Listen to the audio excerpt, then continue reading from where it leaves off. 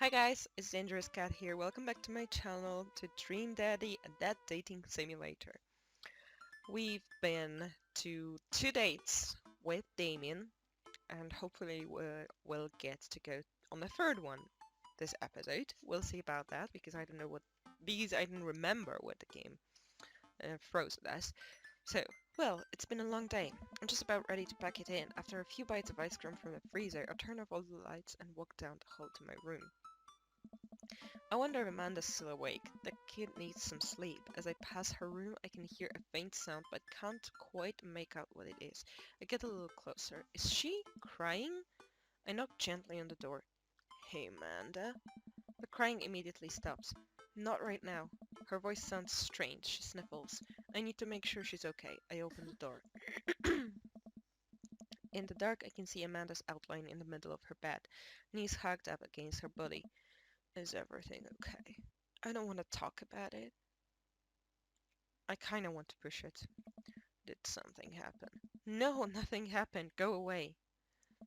Amanda. Get out! Okay, okay. I quickly leave her room and shut the door behind me. Once the door closes, I can hear her crying again.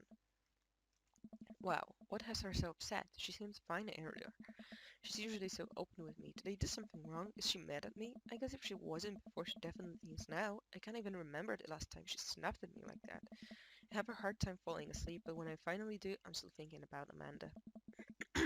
After a long night of very little sleep, I roll out of bed and make myself a pot of coffee. Amanda should be up for her school soon. Maybe she'll be willing to talk about whatever's bothering her. About 10 minutes before she's supposed to leave, Amanda comes out of her room and makes a beeline for the freezer. Morning, Amanda. Morning. She drops a frozen waffle into the toaster and slams the freezer door. She won't look at me.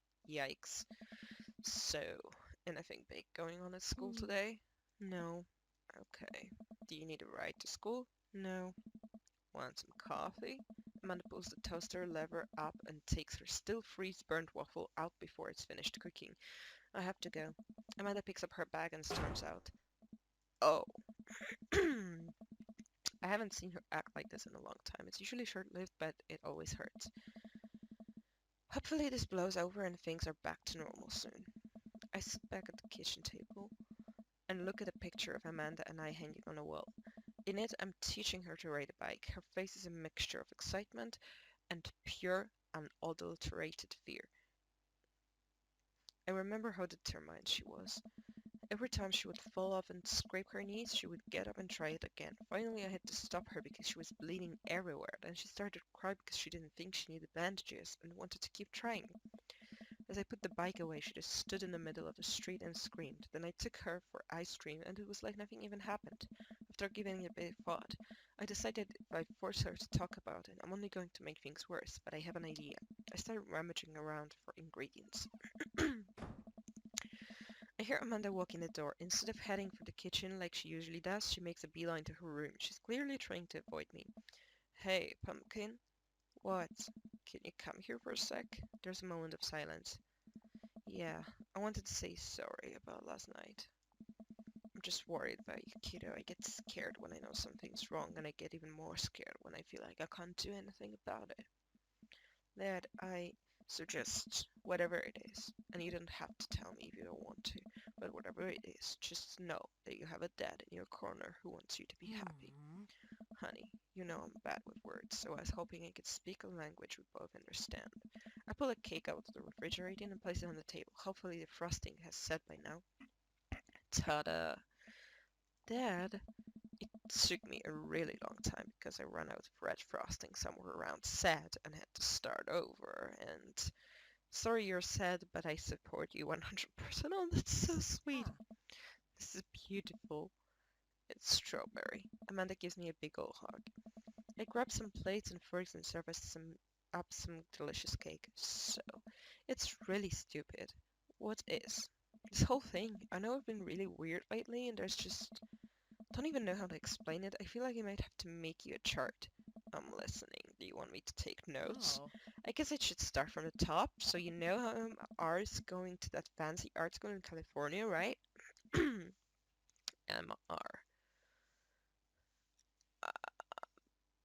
The best friend? You got it! Wow, proud of you. Ah, Uh, that was pure gas because I didn't remember which one was which. Anyways, ever since she got the acceptance letter, I've been feeling like she's drifting away. And she's been spending a lot more time with Grace and Emma P. I just thought it was all in my head for a while, but then I found out from Rosie M that both of the Emmas, Grace and Noah, all went to a party at Mackenzie F's. On the same night, they all told me they were busy studying for the Calc IB final. Yikes. eh, So, another important piece of information is, God, this is embarrassing. I have crushed Noah and that's a thing. What? Whoa, I had no idea. I definitely didn't know that. Okay, you're a bad liar. So are you. I learned from the worst. ah, Anyway, so the only person I told about the crash was Emma R, and she promised not to tell anybody. I didn't confront them about the party thing because I didn't want to start drama, so I just keep quiet and keep going about my business. Amanda sighs. And then one day I invite everybody out to get nachos at the mall, and after not texting me back for like 2 hours, even though none of them ever put their phones down for more than 60 seconds, they all say they're busy like simultaneously. So I tell them, never mind, I'll just eat nachos at home, right? But we were out of chips and I really, really wanted nachos. Totally understandable. oh, So I go to the mall anyway, I get to the food court, and who do I see there but Grace, Emma P, Emma R, and Noah all hanging out together and eating nachos without me. What? It gets better. I'm standing by the escalators watching them, and I realize that Noah has his arm around MR, which is kind of weird, right? But then they kiss. No. Yes, I know. So I storm over there and I'm like, hey! And Grace drops a nacho on her shirt because, of course, she's an MR, just like glares at me. Grace. Nothing is coming up. I don't know who that is. Grace is the gossipy yeah. one? I know! Grace is the one nobody really likes. Or I guess that's me now. But anyway, nobody will say anything, and I'm just like, you guys suck, which I realize is not the most eloquent things to say, but I was very angry and really embarrassed, and I just wanted to get out of there. So I left without nachos, might I add, which only further contributed to the shitty day, and immediately drafted a super long text to the group chat asking them why they've been so weird. And I wrote another one to Emma R asking how long the Noah thing's going on. And sorry, I know that's a lot. Are you still following? Uh, what did Emma R say? Oh, okay, get a load of this. Emma R says, you know what? Let me just read it to you. Emma pulls out her phone and Amanda pulls out her phone and reads, word for word, an arduously long string of text Mm, messages. Can you believe that? I cannot believe that. I care so much about Amanda's social life and mental well-being, but man, do I not understand what she's talking about. This is all beyond me, but I'm trying my hardest to be oh supportive. no. They were dating in secret for like months. So I told her that she's being a really terrible friend, and she's like, well, if you think I'm so terrible, then you just stop being my friend. And I was like, okay. And then she left me on red. And then, wait, left me on red. What's that? Oh, like she saw my message and didn't reply. I know because there are red receipts. I don't know what red receipts are, but I'm just gonna nod and pretend I understand. Gotcha. So while this is all happening, I'm talking to Emma P about how mad I am because she's at least being kind of reasonable, and I'm venting to her about how pissed I am at everybody Mm, and stuff. And then out of nowhere, Noah texts me and is like, "How could you say that about me?" And I'm like, "Say what about you?" And he tells me that Emma P sent screenshots of everything. I told her to the group chat that I got kicked out of. Alright, I think you lost me at screenshots, but that definitely oh, sounds bad.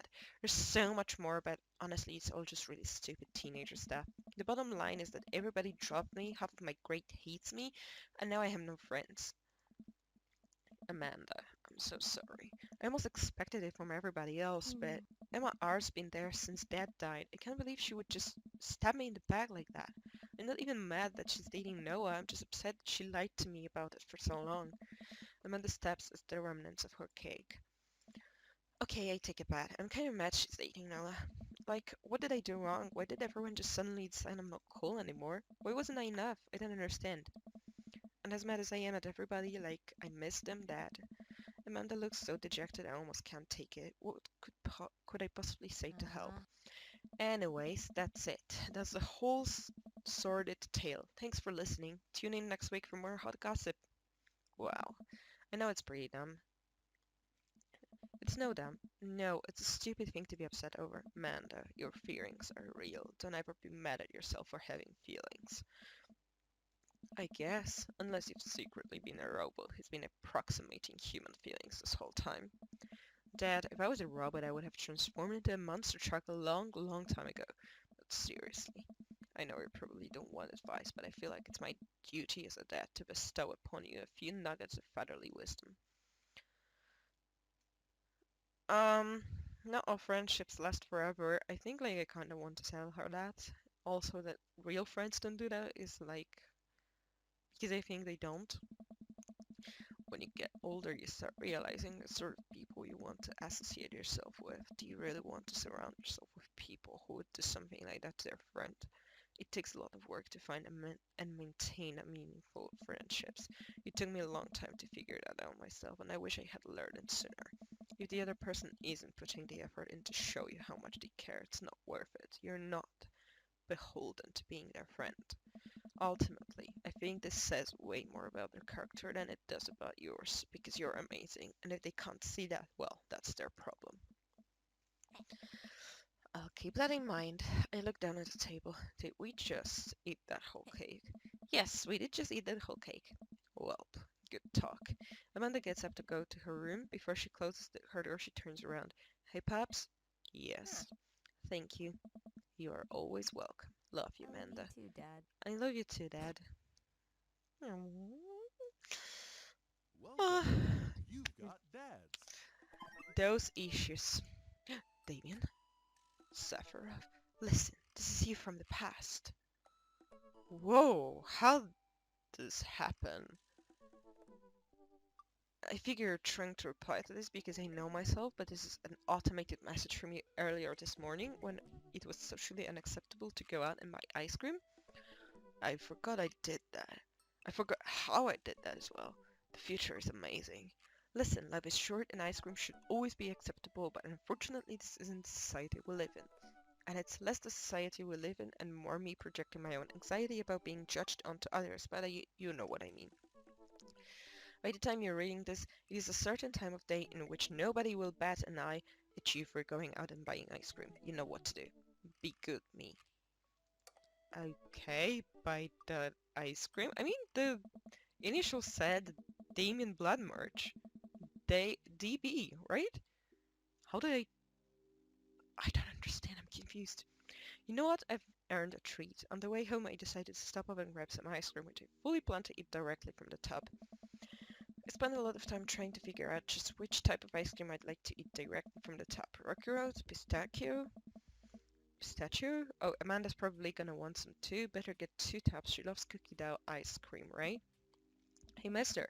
I turned around to see Ernest leaning up against the wall of the convenience store. Ernest? You're cool, right? I'm cool, but I don't see what that has to do with anything. Well, if you're cool, will you help me out, right? Help you out. There's no fire involved, is there? Just clouds. So if I give you 20 bucks, will you buy me e-liquid? Ernest, what's e-liquid? It's like, Gatorade. You know, electrolyte liquid. I get it myself, but I'm banned from here for trying to run a grift with the cashier.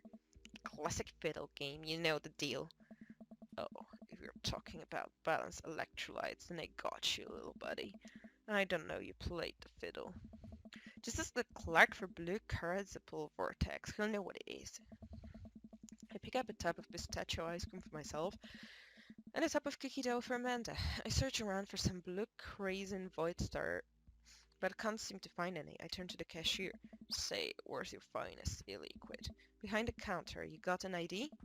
First of all, my daughter is older than you. Second of all, I'm flattered. I switched shampoo recently, so taking some years off. Look, you need to be 21 to buy vape juice. Your hair doesn't look a day over 20. Wait a minute. Are you just trying to butter me up to get me to buy more ice cream? Because it's working. I glance outside and spot Ernest staring at me. Double wait a minute. So you're telling me the e-liquid is not a sports drink? It's for vaping. Ernest is watching us intently through the window. I better go give that kid a piece of my mind. I see. Okay, look, I'm gonna pretend that you didn't try to trick me into buying you the old Baphomet's cough syrup and then go inside here to purchase my ice cream. I won't tell your dad if you promise to scram and stop vaping, you'll get popcorn lung. What if I give you 25 bucks? Go home, Ernest. As I'm walking back inside, Ernest calls after me. You can get popcorn lung from microwave popcorn, you know? I no longer trust this child, but the mere notion strikes fear into my heart.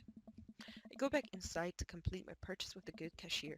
Thank you, kind sir, for your time and generous hair compliments. You got it, bub.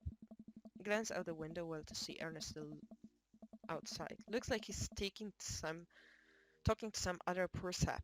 Guess I should go outside and save this other guy some grief. Wait a second, it's definitely a cop. Ooh boy. I grab my tubs of ice cream and bolt outside. Ernest is already face down on the hood of squad car. Ernest, did you seriously just try to get a cop to buy you e-liquid? Do you know this kid? I'm friends with his dad.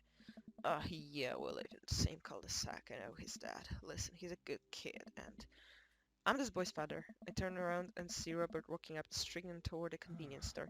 Ernest, what are you doing? I want a lawyer. First of all, good first instinct. Remember that you're not required to answer any questions from a police officer without a lawyer present. You're this boy's father?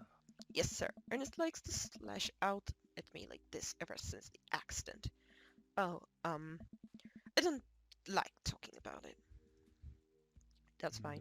Robert gets a wistful twinkle in his eye. It all started 7 summers ago. My hair was long then. New metal was still in style. Ernest and I were down in the Florida swamplands, scavenging for... Sir, I can leave you to take it from here. Sounds good. Thanks, officer. Ernest, come along now. You'll be clean grout from the rain gutter for a week thanks to this transgression. The police officer gets in his car and drives off. I'm stunned by how cool Robert was just there. Thanks, I want to say. Richard? Ouch. Don't mention it, Hemingway. Got in trouble plenty of times in my life, just trying to do my good deed for the day. Will you buy me e-liquid if I give you 20 bucks? Child, I will end you. No. Hey, Sephiroth, will you walk Ernest home with me? Sure. Ernest runs ahead, presumably so he won't be seen with us, which is a thing I think kids do. He reminds me a lot of myself when I was his age. Well, maybe I wasn't as dumb. Seems like he tortures his dad. Seems like he tortures us about everybody. He even stole your wallet. What? No, he... I pat my back pocket. I pat the rest of my pockets. He stole my wallet. Why are you doing this to yourself? What? Robert points at my tubs of ice cream. One of them's for Amanda. I have no qualms with the quantity of ice cream you've purchased. It's a perfectly respectable amount of ice cream. It's the quality I'm talking about. You work hard, Sephiroth. You're a good dad. Don't you think you deserve top shelf ice cream? But these were on sale. If you're gonna treat yourself, go big or go home. Real vanilla bean, real pistachio. You deserve it. We arrive at the cul-de-sac and Ernest runs into his home. That boy's the reason why we don't have prizes in cereal anymore. Catch you around, Sephiroth. Robert tosses me my wallet. I catch it with a surprised look on my face. I stole it back. Keep it in your front pocket or use a chain like back in your ska days. Smell you later. See ya, Robert. I go back inside my home ready to spend the rest of the night with tubs of ice cream and also Amanda. Actually, it was pretty cool because he was finally like okay with us. After being all awkward and stuff before, you know? Okay, last date with Damien. You know what they say about first dates, they get pretty serious. You might not have time to browse that book for a while. Are you ready? Yes, I am ready. I want to go for Damien only. Ever since we had that picnic at the graveyard, Damien and I have been spending a lot of time together. We go on nighttime strolls pretty regularly. He was so impressed with the first letter I wrote him that he insisted we only communicate by post instead of through that book. I initially protested, but he gave me one of his old signet rings to use as a seal for my letters, and I just couldn't say no. Hanging out with a goth dad again? Please, Amanda, you know his name. And yes, be honest with me here, Babs. Is he actually a vampire? I remember you inviting him into our household that one time and I've seen The Lost Boys and I honestly would have preferred trying to see if he could have walked through the threshold of our home under his own power. Yes, Amanda, I have become Damien's familiar. I am compelled under his curse. I'm sorry, sweetie. Oh, Turn into a bat? I don't think. What's the Dad. point of being a vampire if you can't turn into a bat? Well, okay, I'm off. Are you staying in a car or are you flying off into the night of the leathery wings of a bat? One of those. While I'm out, you can throw away the garlic bread that's in the freezer so I don't die. That would be great. I'm keeping it there as insurance. You understand, right? That's my girl. Damien and I walk around along the water's edge, chatting. Damien's cape, I mean cloak. He hates it when people call it a cape. Damien's cloak flutters behind him in the breeze. This is gonna seem like a silly question, but why do goths wear black? Gothic subculture has always been associated with death, so it would make sense that the style surrounding it would be greatly influenced by mourning.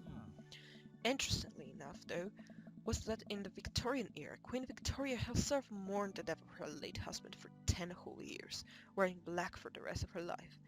If that's not goth, I don't know what is. I have another question. Go ahead. How are you so comfortable with death? You mentioned it, the graveyard, that it helps you appreciate your life or something. I've experienced several losses over the course of my life, and I truly believe the only manageable way to cope with it is to accept that death is simply a part of living. It's the single universal truth for every human who has ever lived. I'm going to die, you are going to die, and life carries on without us. Doesn't that make you feel scared? Not at all. Without such advances of modern science, death was everywhere in the Victorian era, and yet funerals were major social functions. Victorians were obsessed with mementos of their loved ones, even going so far as to take elaborately staged photographs of their dead relatives. The monotony of mourning was so complex that there were set periods of grieving that were deemed acceptable based on who in your life had passed. Now, we don't have any of that. If you lose someone, you end up feeling lost yourself because we have no modern equivalent of those formalities. We need to allow ourselves time to grieve, to feel that loss fully, but not allow it to consume us. So no, I'm not afraid of death. I believe it is a waste to spend your life dreading the end of it. The time we have here is brief and fleeting and occasionally cruel, but it is at all times precious. To stare death in the face and live despite that, I think, is a noble existence. Let's save the mourning for the dead. Wow, that's beautiful. I can see the moonlight and bay glint off of Damien's eyes. He smiles. We turn to the harbor and watch ships pass, breathing in the salty sea air. I look to Damien again and can't help but be entranced by his charm, his mystery. I find everything about him so fascinating. I lean in closer to Damien, closing my eyes as I do. So, I'm so sorry. I have to take this. Damien steps away from me to answer his phone. Oh no, I hope it isn't Lucian again. After speaking in hushed tones for a few moments, Damien returns to me. Everything okay? There's an emergency. Lucian? No, thankfully, but I must take my leave. Oh, okay. Is there anything I can do to help? That's to have to stick together, right? You know it. Then come. There isn't time to waste. After a short drive in silence, we arrive at a rundown building on the outskirts of town. Where are we? It's better if I just show you. I push the surprisingly heavy door and open and I find myself in a dimly lit waiting room. A few rickety chairs line the walls and there doesn't seem to be anyone behind the front desk. There are a few paintings and pictures on the wall, but they are so nondescript I'm still unsure of what kind of place this even is. Wait here for a moment, I'll be right back. Damien walks off down a corridor, his boots' heels echoing through the halls of the seemingly empty building. Distant howls echo from some place. I can't see that there's a faint scratching sound, like claws on tile. I cautiously peek down the hall and find stall after stall of scared-looking dogs. A few of them notice me and skitter up to the chain-link fence, sticking their noses through to sniff the air. What have I gotten myself into? Suddenly the lights shut off. I panic, unsure of where I am or how I can get out. I stumble through the darkness, my breathing getting heavier and heavier. Damien? The lights finally turn back on. Hey, sailor. Mary, what are you doing here? You aren't here for the fight club. I, I don't want to get punched in the face. Great, because this is an animal shelter. A what? We take care of stray animals, and then people adopt the stray animals. Didn't you see the pets when you walked in? Oh, sorry, I didn't really expect to see you volunteering at an animal shelter. Wow, okay, kid. Way to put me in a box. Dames, you hear this balloony? Just one moment. Thunder cracks and the door bursts open. Appearing from the shadows, I see Damien? Oh, hey. It's Damien. He looks completely different. No cloak, no Victorian-era clothing, no makeup. I wasn't planning to share this side of me until much later, but I'm not as goth as you think. I'm a systems administrator for the IT department of a realty company. I wear tennis shoes to work and I listen to Bruce Springsteen. I enjoy going to the hardware store and looking at storage solutions, and I volunteer at this animal shelter in my spare time. I'm boring. I'm fascinated with Victorian history and goth lifestyle that matches true. It's just not all that I am, and I need you to know that. Oh, hate to kill the moment here, but there's some pressing business that needs attending to. Oh, right. It's Duchess Cordelia. Again? Who's Duchess Cordelia? She's one of the pups. Gets out all the time. She somehow learned how to open doors and now she's unstoppable.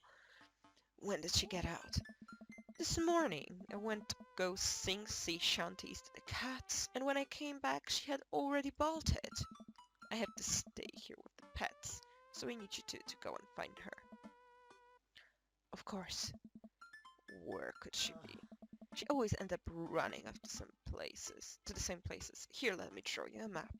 Mary starts scribbling on the back of a pet adoption form. She's very smart, ruthless even. You need to stay on your toes and get her back by sundown, or else she turns into a werewolf and starts eating people. What? You're a perfect little peach, Sephiroth. We just don't want her to be stuck outside when it's cold. Oh, I'll grab some treats and we can hit the road. Damien and I look over the map Mary created for us. Oh man, I'm Nerd's house? At least you're not other Nerd's house. Looks like you're moving up in the pecking order. Okay, Mary, Sickpan, Nerd's house, Coffee Dad, Kale, Mario Batali, other Nerd's house, Dames, Smalls, okay, Shelter, Aquarium, Bayside, the Ocean, or whatever. Okay, Coffee Spoons, so we'll feel. Congrats, kiddo. Where should we head first? I don't know, the cul-de-sac? Damien and I exit the parking lot and start driving towards town. I look over to him, he seems concerned. Shouldn't be too hard to find the Duchess, right? She's a pretty big pup. Mary wasn't kidding when she said that dog was smart. One time she correctly guessed the winner of the Kentucky Derby. It was a really great year for Bark Bar Bark. I don't know. What do you think our odds are, Sephiroth? Abandon all hope, Yahoo, enter here. My dad once told me, Sephiroth, you can't shove raisins up your nose, and that hurt my feelings. I felt discouraged, but I kept a positive attitude, and you know what? I made it happen. Ew. It might have landed me in the ER and forced me to have 10 golden raisins removed from my nasal cavity, but on that day I learned that anything is possible if you have a good attitude and abnormally large nostrils. Young children are resilient, I suppose. Yes, young children. I was 16. Let's just hope for the best. We got this. We drive through the cul-de-sac and everything seems to be pretty normal. It looks like Brian's doing some yard work. We pull into Brian's driveway and hop out. Hey, don't step on the grass, I just mowed. Have you seen any unusual activity in the area today? Aside from your underwater lawn? Oh, here we go. How dare you? I take my lawn care very seriously. Sephiroth, please. Huh. You haven't seen a dog run through here, have you? Well, a little while ago, I had Max were barking at something. When I came outside, my garden has been torn to shreds. It's going to take forever to retill the soil. That could be a dog, or a rather feisty raccoon. Whatever it was must have been hungry. Ate all of my Huh. tomatoes. I'm very sorry to hear about your garden. If you need assistance restoring it to its former glory, please don't hesitate to contact me. Will do, buddy. Good luck finding that Oh dog. no. She's probably still hungry. I wonder if she's looking for more food elsewhere. Okay, let's go to Coffee the Spoon or Aquarium. Where would you go for food? Let's go Coffee Spoon.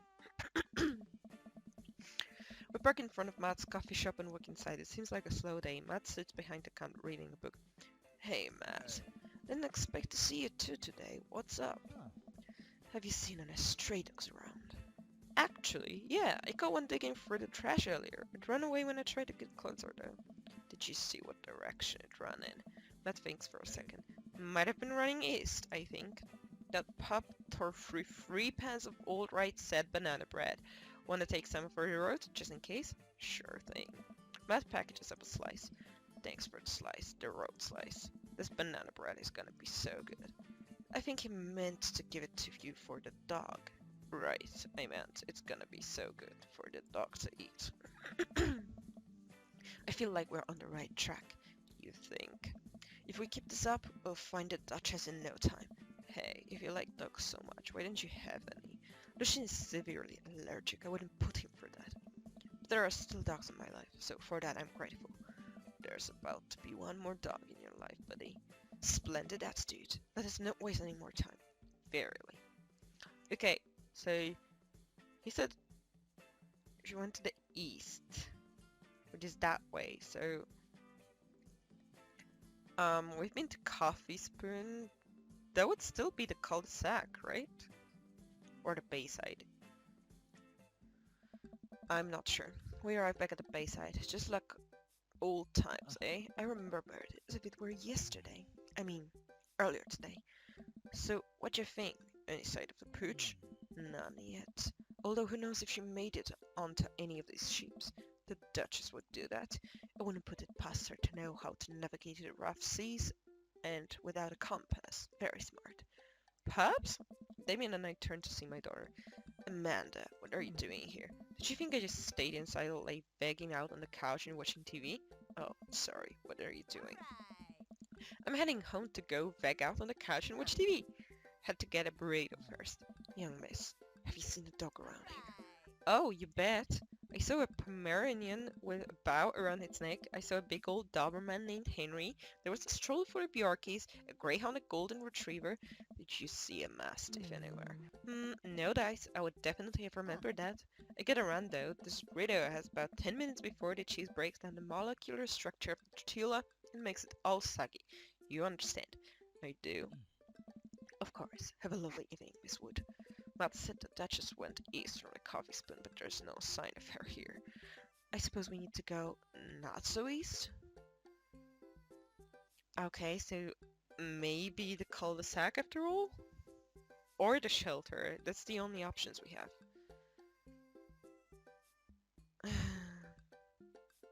Let's go to the cul-de-sac again. We arrive at the cul-de-sac to find everything looking normal, except, uh-oh, Hugo's front door is wide open. She can open doors. This is classic Duchess Cordelia, a telltale sign. We should approach with caution. Whatever goes down in there, I've got your back. We creep up onto the porch and step inside. There, sitting in the center of Hugo's living room, like she owns the damn place, is one of the biggest dogs I've ever seen. Woof! Well, she hasn't broken anything in here, yet. Wonderful. Now all we have to do is get the leash on her before she tries to escape again, and get out of here before Hugo comes home. Easy peasy. Duchess, come here. The Duchess eyes Damien warily. As he approaches, she begins to growl. She's on her guard. We'll need another plan. Give her the right set banana bread? Oh, Perfect choice. I reach into my pocket and pull out a slice of right-side banana bread Matt gave me. That just sniffs the air and hums it on the bread.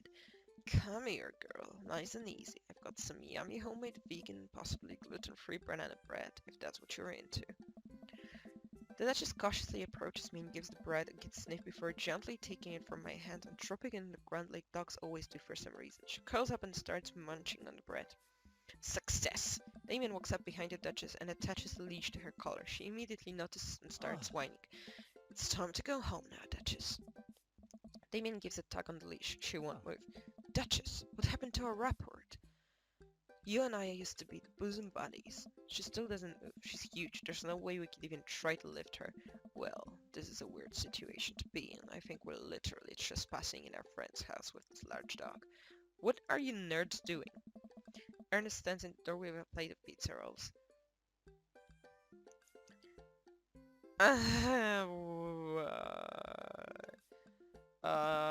Pepperoni blast. Nice. The Duchess notices Ernest and starts pulling against the leash. Why is this dog in my house? It's so long. The Duchess suddenly breaks free from Damien's grip and hurtles towards Ernest. Ah! Ernest and the Duchess fall to the ground. Pizza rolls fly everywhere. This is bad. Ernest, are you okay? Ernest feeds the Duchess a pizza roll. Hey, she likes pizza rolls. Ernest sits up. The dog keeps licking his face. Oh, hey. Hugo stands at the door looking like he's at a loss for words. Where are you guys? Whose dog is this? It's a long story, but it involves a large dog who knows how to open doors. Boof! Hugo, may I present to you Duchess Cordelia? How do you do? Boof! We're friends. The Duchess licks at Ernest's face. She's from the local animal shelter. She got out and we've been chasing her all around town. Your house was the final stop. Dad, can we keep her? Ernest, I didn't know you were set up to take care of it. Wait, did you just call me Dad? Come on, please. Look how cute she is. Hugo sighs. We had been talking about adopting a dog for a while, but you have to promise me you'll take care of her. Yeah, I'll give her all the pizza rolls her little heart desires. I suddenly remember we're on the back of this map and pull a pen out of my pocket. Got the forms ready for you, if you're interested. I'll even waive the adoption fee since, you know, we technically broke into your household. Well, alright, here's the deal. Hugo steps onto the porch with us and signs the form while Ernest plays with the Duchess inside. He sure seems to be happy with his new friend. I know. He called me Dad, can you believe it? Damien places a hand at Hugo's shoulder. I certainly can. I think this will be real good for Ernest. It should teach him some responsibility. You should probably look into getting better locks on your doors, though. The Duchess is a willy one, but do right by her, and she'll love you to forever. Thank you. And long story short, the Duchess now lives in a happy home, and neither of us were charged for breaking and entering. So all in all, I think it was a fine day's work. Nice work, you two. Sephiroth, you could be a valuable asset to our team of volunteers, you know? If you ever feel like petting some puppies, hit me up. Mary, I always feel like petting puppies. Good to know. Well, I'll catch you fellas later. Mary starts to leave. And one last thing. Damien's been telling me about you. Glad he finally brought you around. Oh, yeah. Damien's my special boy. I love him. We go way back, and I got vested interest in his health, success, and well-being, if you ever heard him. Mary, you can fill in the blanks. I gulp. Yes, ma'am. Mary leaves me alone with Damien. So, about the whole goth thing. I completely understand if you aren't interested in me anymore. What? Am I missing something here? I'm not a cool goth prince. I'm boring. I own 5 pairs of tennis shoes. I wear dumb glasses. Don't you care? He looks so nervous. Damien, do you really think I only like you because of all the goth stuff? That's all cool, but the best thing about you is how passionate you are about the things you love. History, art, Victorian fashion, dogs, storage solutions. It doesn't matter what it is. You care, and that's awesome. And also, the glasses are very cute. You don't think I'm boring at all? If you're boring, then I don't know what that makes me. I spend too much time online shopping for flashlights. I get excited to mow my lawn on Saturdays. I get cranky about commercials being too loud. I've even been thinking about making my own peanut butter. Then maybe we can be boring together. It would never be boring if it was with you. Damien suddenly closes the gap between us and pulls me into a hug. He buries his face in my shoulder. His hair smells like lavender and rosemary. I was so scared he wouldn't like me. Quite the opposite. Damien pulls away for a second and looks me in the eyes. Without the colored context, his eyes are so dark and soulful. May I kiss you? Thou art welcome. Verily, you make 10 upon yourself, you know what, just kiss me. He smiles slightly and leans in, giving me a gentle kiss. Damien pulls away and gives me an intense look. Do you want to help me take care of the puppies? Yes. Damien and I arrive back at the cul-de-sac. Our fingers intertwine. Like a proper gentleman, he walks me to my doorstep.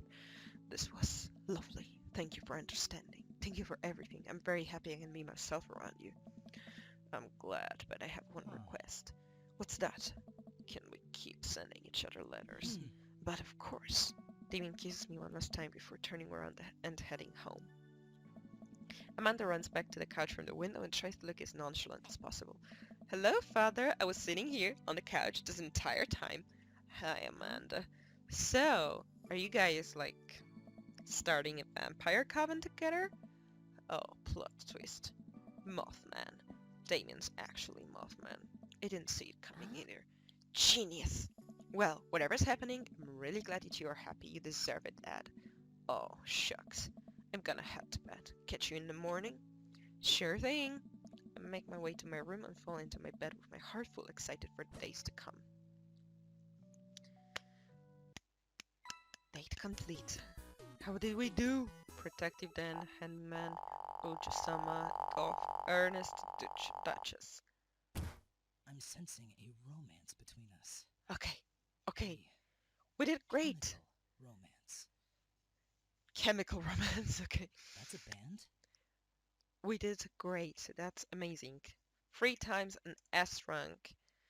Interview with the vampire. That's the achievement we got. And I think that's enough for this episode. I don't know if the next one will be the last one. I mean, we kind of get what we wanted. We are like a couple with Damien. So possibly the next date will be like the last of the game. I don't know. I'm not sure because I don't remember quite correctly. But we'll see about that, I guess. But until then, thank you guys so much for watching, and I'll see you around in the next